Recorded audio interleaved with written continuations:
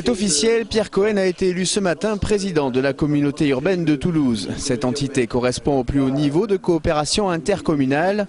25 communes comme dans l'ancienne communauté d'agglomération. Mais un avantage, le projet doit offrir à toutes ces villes la même qualité de service public qu'à Toulouse. En contrepartie, la ville rose fait un pas de plus vers le statut de métropole européenne. Une ampleur nouvelle, bienvenue, à l'heure de s'attaquer aux chantiers de demain.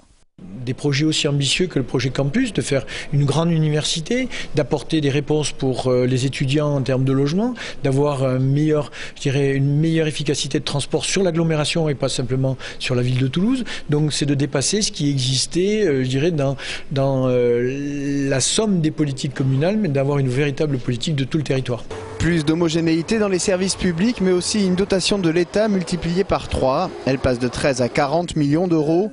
Un accroissement logique en rapport aux nouvelles prérogatives du Grand Toulouse. La prérogative finalement essentielle, c'est celle de l'urbanisme. C'est-à-dire qu'on va avoir un plan local d'urbanisme sur 25 communes et donc de grande cohérence entre ce qui se fait sur le territoire de chacune des communes. Je crois que c'est majeur. Deuxième aspect, c'est évidemment la politique des transports et les moyens supplémentaires donnés par la communauté urbaine pour la réaliser.